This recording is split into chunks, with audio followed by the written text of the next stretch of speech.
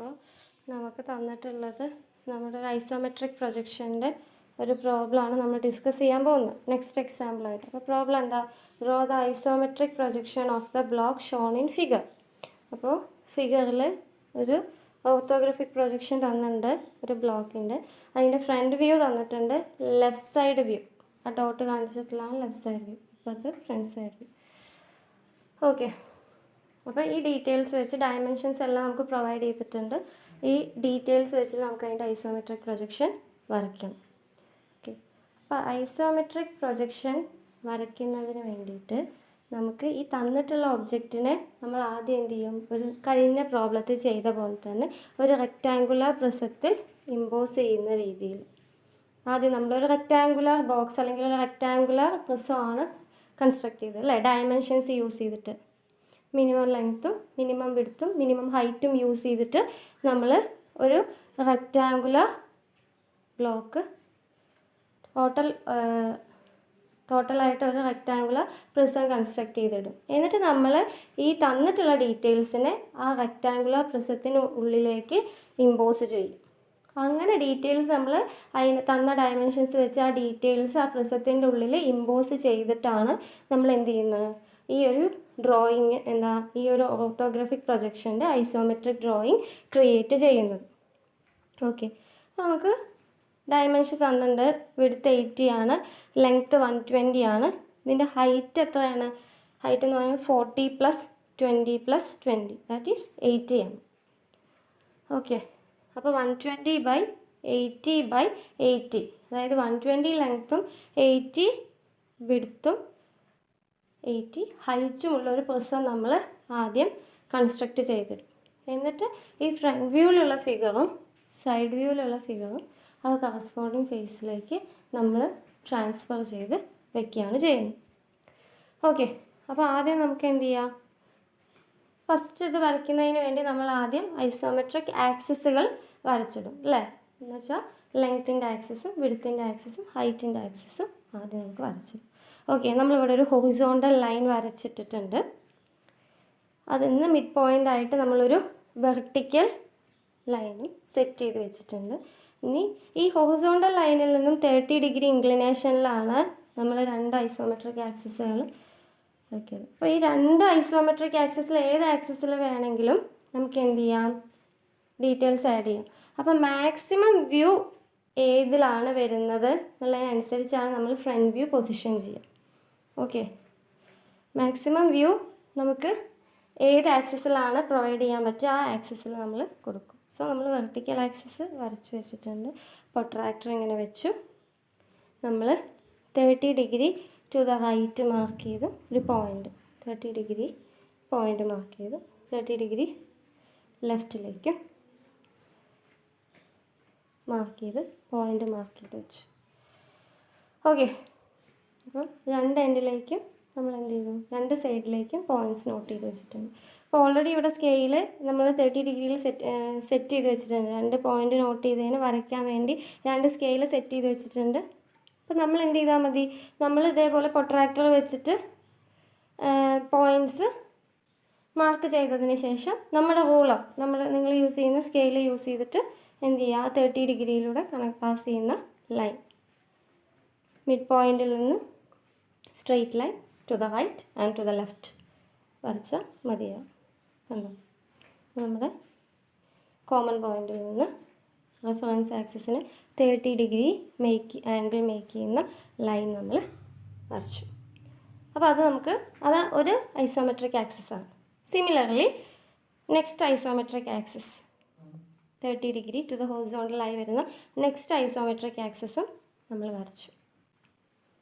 Okay, അപ്പോൾ നമുക്ക് എന്തായി? 3 ഐസോമെട്രിക് ആക്സിസുകൾ നമ്മൾ വരച്ചു. ലെങ്ത്ത് കാണിക്കാനും വിഡ്ത്ത് കാണിക്കാനും ഹൈറ്റ് കാണിക്കാനും വരച്ചു. അപ്പോൾ നമ്മൾ ഫ്രണ്ട് ഫേസ് നമ്മൾ എവിടെ കൊടുക്കണം, അതേപോലെ ലെഫ്റ്റ് സൈഡ് വ്യൂ എവിടെ കൊടുക്കണം നമുക്ക് തീരുമാനിക്കണം. അപ്പോൾ അത് തീരുമാനിച്ചിട്ട് വേണം നമുക്ക് ലെങ്ത്ത് ട്രാൻസ്ഫർ ചെയ്യാം അല്ലേ? അപ്പോൾ ലെങ്ത്ത് 120 മീറ്ററാണ് ഇവിടെ തന്നിട്ടുള്ളത്. ഓക്കെ, അപ്പോൾ നമ്മൾ ഇടത് സൈഡിലാണ് 120 ലെങ്ത്ത് മാർക്ക് ചെയ്യാൻ വേണ്ടി ഉദ്ദേശിക്കുന്നത്.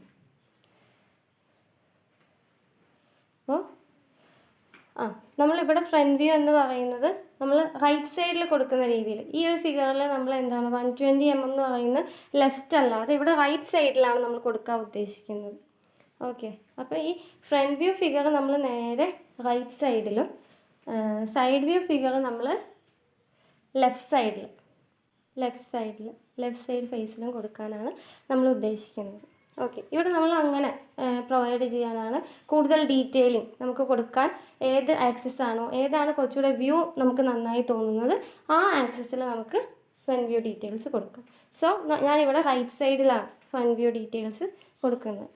അപ്പോൾ റൈറ്റ് സൈഡിലേക്ക് ഫ്രണ്ട് വ്യൂവിൻ്റെ ലെങ്ത് ആയിട്ടുള്ള 12 cm മാർക്ക് ചെയ്തു. ഓക്കെ,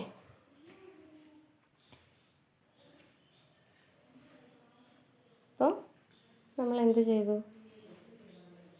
120 എന്ന് പറയുന്ന ലൈൻ വരച്ചു. ഇനി ലെഫ്റ്റ് സൈഡിലേക്ക് നമ്മൾ ലെഫ്റ്റ് സൈഡിൻ്റെ വിഡ്ത്ത് എത്രയാണ്, ലെഫ്റ്റ് സൈഡ് വ്യൂവിൻ്റെ വിഡ്ത്ത് 80 ആണ്. സോ നമ്മൾ ലെഫ്റ്റ് സൈഡിലേക്ക് 80 mm, അതായത് 8 cm നമ്മൾ ലെഫ്റ്റ് സൈഡിലേക്ക് മാർക്ക് ചെയ്തു. ഓക്കെ, അപ്പോൾ നമ്മൾ ഇമ്പോർട്ടൻ്റ് ആയി വരുന്ന പോർഷൻസ് മാത്രം, മറ്റെല്ലാം എന്താണ് ലൈറ്റായി വരച്ചിട്ടാൽ മതി. നമ്മുടെ ഡയമെൻഷൻസ് മാത്രം കുറച്ച് ഡാർക്കൻ ചെയ്ത് വരയ്ക്കേണ്ട ആവശ്യമുള്ളൂ. സോ നമ്മൾ ആ 8 cm ലെഫ്റ്റിലേക്ക് വരച്ചിട്ടു.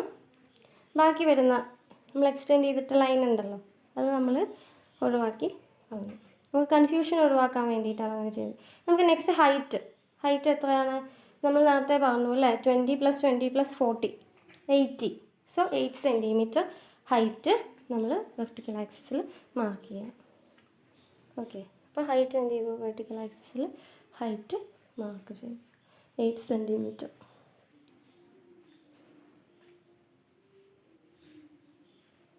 ഓക്കെ, അപ്പോൾ 8 cm മാർക്ക്. സോ നമുക്ക് എന്തായി, ഡയമെൻഷൻസ് എല്ലാം ആയി.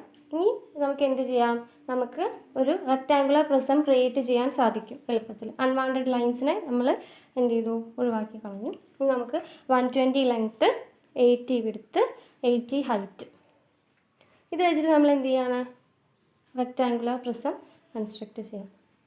ഓക്കെ, എന്നിട്ട് വേണം നമ്മൾ ആ ഫിഗറിനെ ആ പ്രിസത്തിൻ്റെ ഉള്ളിലേക്ക് ട്രാൻസ്ഫർ ചെയ്യാം. അപ്പോൾ ഈ പരസ്പരം എന്താണ്, ഈ സൈഡ്സിന് പാരലൽ ആയിക്കൊണ്ട് നമ്മൾ ആ ബോക്സ് ബാക്കിയുള്ള ലൈൻസ് വരച്ചിട്ട് ഈ ബോക്സ് നമ്മൾ കംപ്ലീറ്റ് ആകും. സോ നമ്മൾ എല്ലാ പോയിൻറ്റ്സും നമ്മൾ 80 mm അല്ലെങ്കിൽ 8 cm ഹൈറ്റ് ഉള്ള വെർട്ടിക്കൽ ലൈൻസ് നമ്മൾ മേലേക്ക് പ്രൊജക്റ്റ് ചെയ്യും. എന്നിട്ട് ആ ലൈൻസിന് എന്താണ് പാരലൽ ആയിട്ടുള്ള ലൈൻസ് യൂസ് ചെയ്തിട്ട് അവയെ പരസ്പരം ജോയിൻ ചെയ്യും. ഓക്കെ, അപ്പോൾ ഇവിടുന്ന് എന്താ ഈ ലൈനിൻ്റെ നമ്മൾ 120 mm മാർക്ക് ചെയ്ത ലൈനിൻ്റെ എൻഡിൽ നിന്ന് ഈ ലൈനിന് നമ്മുടെ ഹൈറ്റിന് പാരലായിട്ട് സെയിം 80 mm ഹൈറ്റ് 80 mm ഹൈറ്റിൽ ഒരു ലൈൻ വെർട്ടിക്കൽ ലൈൻ മേലേക്ക് വരച്ചു. ഓക്കെ, സെയിം നമ്മൾ ഇപ്പുറത്ത് വിഡ്ത്ത് വൈസ് മാർക്ക് ചെയ്തിട്ട 80 mm ലെങ്ത്തുള്ള ലൈനിൻ്റെ എൻഡിൽ നിന്നും സെയിം 80 mm ഹൈറ്റിൽ അടുത്തൊരു ലൈൻ മാർക്ക് ചെയ്ത് ഇട്ടു. ഓക്കെ, അപ്പോൾ അങ്ങനെ നമ്മൾ എന്താണ് കറസ്പോണ്ടിങ് ആയിട്ട് ഇനി നമ്മളെന്താ ഹൊറിസോണ്ടൽ ആയിട്ടുള്ള 120ക്ക് പാരലായിട്ട് നെക്സ്റ്റ് ലൈൻ 120ക്ക് പാരലായിട്ട് അതിൻ്റെ ഓപ്പോസിറ്റ് സൈഡിൽ ആ ലൈനും കൺസ്ട്രക്റ്റ് ചെയ്തു. അത് കഴിഞ്ഞ് ആ 120 കൺസ്ട്രക്ട് ചെയ്ത ലൈനിൽ നിന്ന് നമ്മൾ എന്താണ് ഇപ്പുറത്ത് വിഡ്ത്ത് 80 mm വിഡ്ത്തിന് പാരലായിട്ട് അടുത്തൊരു ലൈനും കൺസ്ട്രക്ട് ചെയ്തു. സോ നമുക്ക് അവിടെ ഒരു റെക്റ്റാങ്കിൾ കിട്ടി. ഓക്കെ, ബാക്കി റിമൈനിങ് ആയിട്ടുള്ള ലൈൻസ് നമുക്ക് ട്രിം ഓഫ് ചെയ്ത് കളയാം. അവിടെ ജോയിൻ ചെയ്ത് ആ കറക്റ്റ് പെർഫെക്റ്റ് ആ ഒരു വെർട്ടെക്സ് അല്ലെങ്കിൽ ആ കോർണർ കിട്ടിക്കഴിഞ്ഞ് കഴിഞ്ഞാൽ ബാക്കി ലൈൻസിനെ നമുക്ക് മായ്ച്ച് കളയാം. സെയിം ഇനി എന്ത് ചെയ്യാം, താഴത്തെ ലൈൻസിന് ഓരോന്നിനും പാരലൽ ആയിക്കൊണ്ട് മേലേക്ക് നമ്മൾ ലൈൻസ് നേരത്തെ ഇപ്പോൾ ഈ കിട്ടിയ കോർണറിൽ നിന്നും മേലേക്ക് എന്ത് ചെയ്യാണ്, ഹൈറ്റ് 80 mm ഹൈറ്റ് ബാക്കിയുള്ള നമ്മൾ വരച്ചല്ലോ വെർട്ടിക്കൽ ലൈനിന് പാരലായിട്ട് സെയിം 8 cm എന്താണ് എഗെയിൻ മേലേക്ക് ലൈൻ വരച്ചു. അപ്പോൾ നമുക്ക് എല്ലാ പോയിൻറ്റും എല്ലാ കോർണേഴ്സിലും ആ റെക്റ്റാങ്കുലർ പ്രിസത്തിൻ്റെ അല്ലെങ്കിൽ റെക്റ്റാങ്കിളായി കിട്ടിയ ആ ഫിഗറിൻ്റെ എല്ലാ കോർണേഴ്സിൽ നിന്നും നമ്മൾ ഹൈറ്റ് 8 cm ലൈന് എന്ത് ചെയ്തു, ഹൈറ്റ് മാർക്ക് ചെയ്തിട്ടു അല്ലേ. ഇനി അത് തമ്മിൽ ജോയിൻ ചെയ്ത് കഴിഞ്ഞാൽ ആ ഹൈറ്റിൻ്റെ ലൈൻസ് ഹൈറ്റ് ഇൻഡിക്കേറ്റ് ചെയ്യുന്ന ലൈൻസിനെ പരസ്പരം ജോയിൻ ചെയ്ത് കഴിഞ്ഞാൽ നമുക്കൊരു റെക്റ്റാങ്കുലർ പ്രിസം അവിടെ കിട്ടും. ഓക്കെ, അപ്പോൾ നമ്മൾ ഹൈറ്റ് മാർക്ക് ചെയ്ത എല്ലാ വെർട്ടിക്കൽ ലൈൻസിലും നമ്മൾ 8 സെൻറ്റിമീറ്റർ മെഷർമെൻറ്റ് ആക്കി റെഡിയാക്കി. ഓക്കെ, അപ്പോൾ ആദ്യം വേണമെങ്കിൽ നിങ്ങൾക്ക് എന്ത് ചെയ്യാം, ജസ്റ്റ് ലൈറ്റായിട്ട് ലൈൻസ് മേലേക്ക് പ്രൊജക്റ്റ് ചെയ്തിടാം. എന്നിട്ട് 8 സെൻറ്റിമീറ്റർ എല്ലാ ലൈൻസും പ്രൊജക്റ്റ് ചെയ്തതിന് ശേഷം എന്ത് ചെയ്യാം, 8 സെൻറ്റിമീറ്റർ മാർക്ക് ചെയ്തിട്ട് ബാക്കി പോർഷൻ എറേസ് ചെയ്ത് ഒഴിവാക്കാം. അല്ലെങ്കിൽ മാർക്ക് ചെയ്യുമ്പോൾ 8 സെൻറ്റിമീറ്ററിൽ തന്നെ ലൈൻസ് വരച്ചിട്ടാലും മതി. അങ്ങനെ ആകുമ്പോൾ കൺഫ്യൂഷൻ ഒഴിവായിട്ട് കിട്ടും നിങ്ങൾക്ക്. ഓക്കെ, അപ്പോൾ നമ്മൾ 8 സെൻറ്റിമീറ്ററിൽ ഹൈറ്റ് എല്ലാ കോർണേഴ്സിൽ നിന്നും ഹൈറ്റ് നമ്മൾ 8 സെൻറ്റിമീറ്റർ മേലേക്ക് മാർക്ക് ചെയ്ത് വെച്ചു. ഇനി നമുക്ക് എന്ത് ചെയ്യാം, പാരലൽ ലൈൻസ് നമ്മുടെ വിഡ്ത്ത് ഫസ്റ്റ് വരച്ച വിഡ്ത്തും ലെങ്ത്തിനും പാരലലായിട്ട് മേലേക്ക് ലൈൻസ് വെച്ചിട്ട് ആ ഹൈറ്റ് മാർക്ക് ചെയ്ത പോയിൻറ്റ്സിനെ തമ്മിൽ എല്ലാറ്റിനെയും ജോയിൻ ചെയ്യാം. അങ്ങനെ ജോയിൻ ചെയ്ത് കഴിയുമ്പോൾ നമുക്ക് അവിടെ ഒരു റെക്റ്റാങ്കുലർ ബോക്സ് കിട്ടും. ഓക്കെ, ഒരു റെക്റ്റാങ്കുലർ ബോക്സ് നമുക്ക് കിട്ടി. 12 സെൻറ്റിമീറ്റർ ലെങ്ത്തും 8 സെൻറ്റിമീറ്റർ വിഡ്ത്തുള്ള ഒരു റെക്റ്റാങ്കുലർ ബോക്സ് നമുക്ക് കിട്ടിയിട്ടുണ്ട്. ഇപ്പോൾ ക്ലിയർ?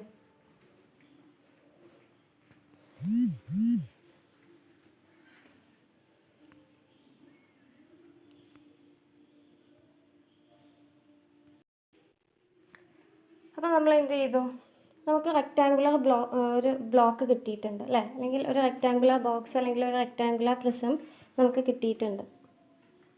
ഓക്കെ, ഇനി നമുക്ക് എന്ത് ചെയ്യാം, അതിൻ്റെ ഫ്രണ്ട് വ്യൂ ലെങ്ത്തും സൈഡ് വ്യൂ ലെങ്ത്തൊക്കെ ഈ ബോക്സിലേക്ക് മാറ്റും. അപ്പോൾ ഫ്രണ്ട് വ്യൂവിൻ്റെ ആ ചെറിയ സ്ട്രിപ്പ് ഓഫ് ബ്ലോക്ക് നമുക്ക് എന്ത് ചെയ്യാം, ഇതിലേക്ക് ട്രാൻസ്ഫർ ചെയ്യാം. അപ്പോൾ ഈ സൈഡ് വ്യൂവിൽ കാണുന്ന അതേ ബ്ലോക്ക് അത് തന്നെയാണ് നമ്മളുടെ ഫ്രണ്ട് വ്യൂവിലും കണ്ടിട്ടുള്ളത്. ഫ്രണ്ട് വ്യൂവിൻ്റെ അതേ പോർഷൻ സൈഡിലേക്ക് എക്സ്റ്റെൻഡ് ചെയ്തതാണ് അവിടെ 20 ആയിട്ട് താഴെ കാണിച്ചിട്ടുള്ള ആ സൈഡിലുള്ള സ്ട്രിപ്പ് ഓഫ് ബ്ലോക്ക്. സോ നമ്മൾ എന്ത് ചെയ്തു, ഫ്രണ്ട് വ്യൂ നമ്മൾ വരയ്ക്കുന്നത് നമ്മൾ പറഞ്ഞു റൈറ്റ് സൈഡിലേക്കാണ്. സോ നമ്മൾ 20 ഹൈറ്റ് രണ്ട് സൈഡിൽ നിന്നും മാർക്ക് ചെയ്തു. ഓക്കെ,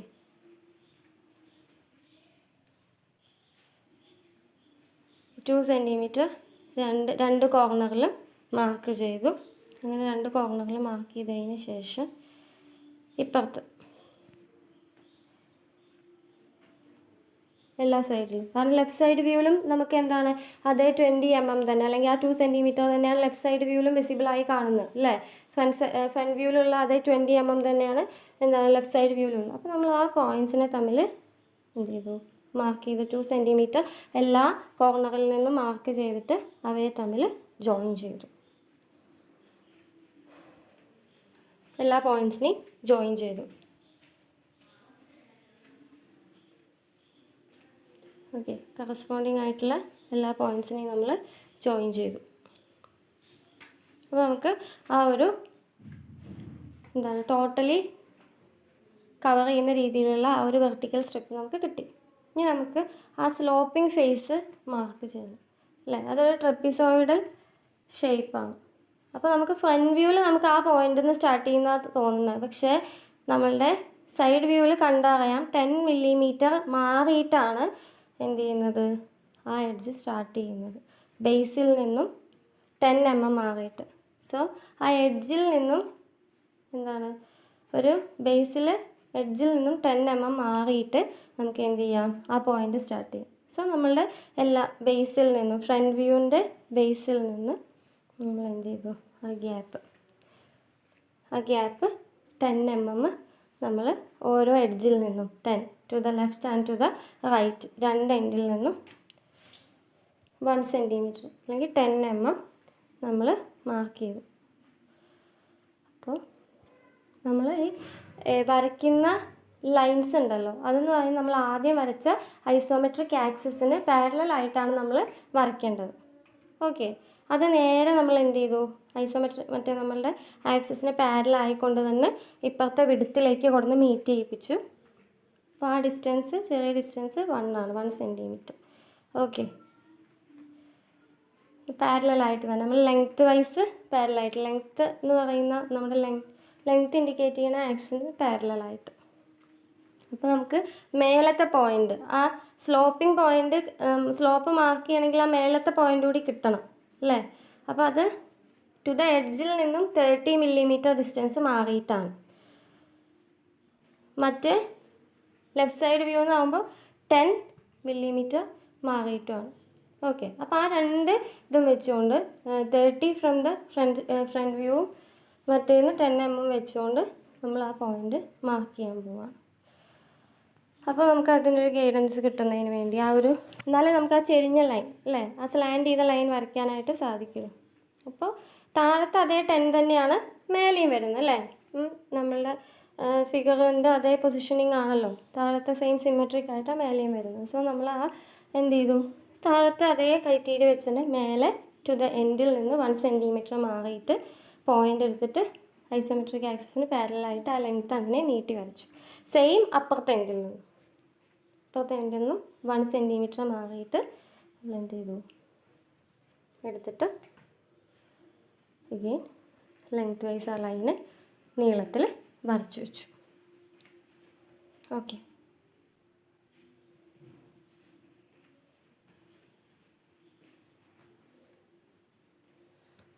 വരച്ചു.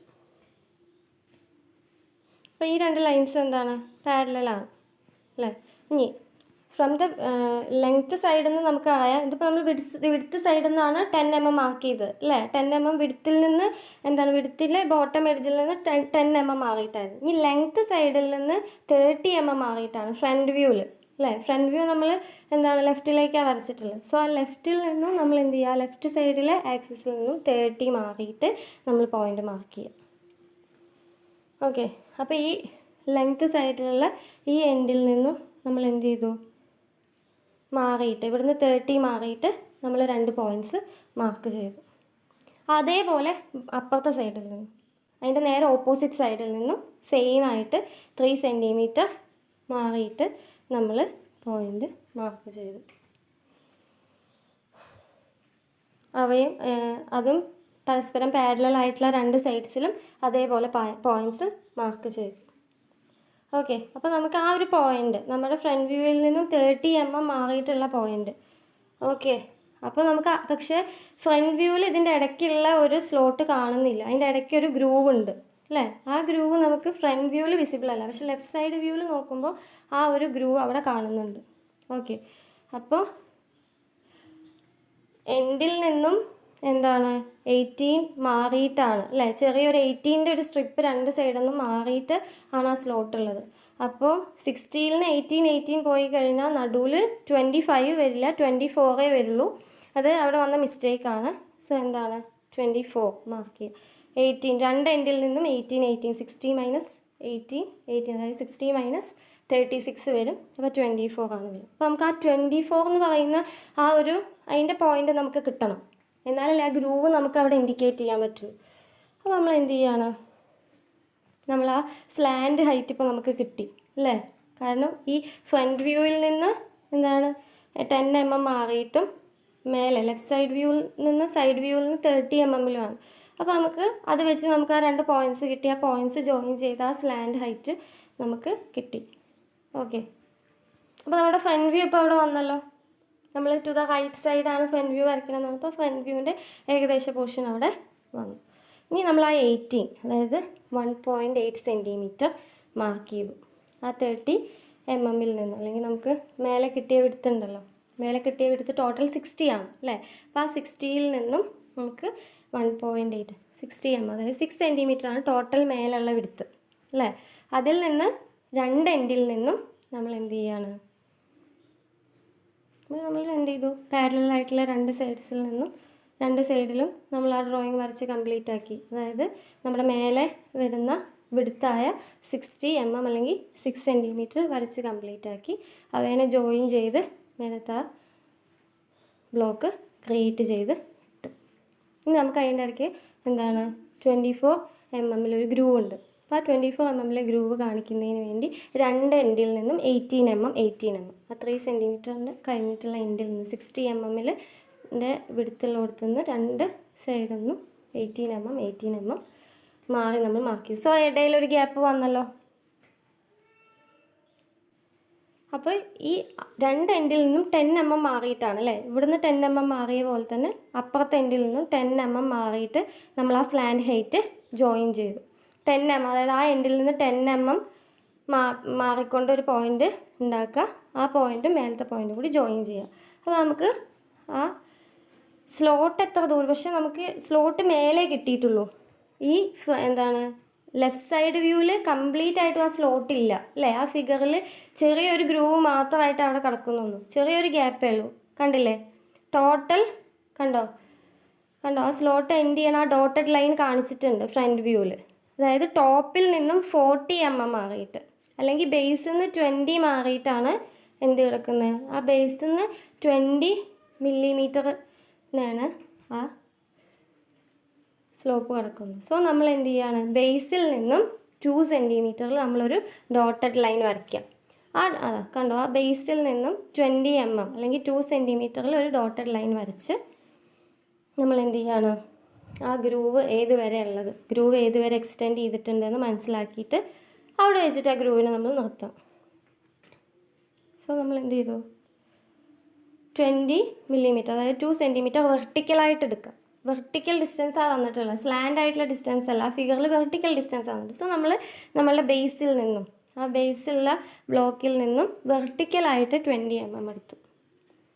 എന്നിട്ട് നമ്മളുടെ ബേസിന് പാരലായിട്ട് നമ്മൾ എന്ത് ചെയ്യുക, പാരലായിട്ട് ആ ലൈനിൽ നിന്ന് ടച്ച് ചെയ്യുന്ന രീതിയിൽ ബേസിന് പാരലായിട്ട് നമ്മൾ ഒരു ലൈൻ വരച്ചു. ഓക്കെ, അപ്പോൾ ആ അത്രയും ലെങ്ത്തിലായിരിക്കും. ലൈറ്റായിട്ട് വരച്ചാൽ മതി കേട്ടോ, ഈ ലൈൻസ് എല്ലാം ലൈറ്റായിട്ട് വരയ്ക്കുക.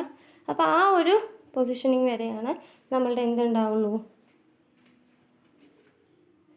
ഇനി എന്ത് ചെയ്യുക, അപ്പോൾ നമുക്കിപ്പോൾ ഫ്രണ്ട് വ്യൂവിലുള്ളത് കിട്ടി. ഇനി സൈഡ് വ്യൂവിലും ആ ഗ്രൂവ് എക്സ്റ്റെൻഡ് ചെയ്തിട്ടുണ്ട് അല്ലേ. സൈഡ് വ്യൂ എന്നാണ് നമുക്ക് എന്ത് മനസ്സിലായത്, അവിടെ ഒരു ഗ്രൂവ് ഉണ്ട് മനസ്സിലായത്. അപ്പോൾ സെയിം ഈ ലൈൻ നേരെ സൈഡ് വ്യൂവിലുള്ള ആക്സിസിന് അല്ലെങ്കിൽ സൈഡ് വ്യൂവിലെ ബേസിന് പാരലായിട്ട് ആ ലൈൻ നേരെ അങ്ങോട്ടേക്ക് എക്സ്റ്റെൻഡ് ചെയ്യും. ഓക്കെ, അപ്പോൾ നമ്മൾ ഐസോമെട്രിക് ആക്സിസിന് പാരലായിക്കൊണ്ട് നമ്മുടെ ബേസ് ലൈനിന് പാരലായിട്ട് ആ ലൈൻ ലെങ്ത്ത് സൈഡിൽ നിന്നുള്ള ലൈൻ എന്ത് ചെയ്യുക, നമ്മുടെ സൈഡ് വ്യൂവിൻ്റെ പോർഷനിലേക്ക് എക്സ്റ്റെൻഡ് ചെയ്യും.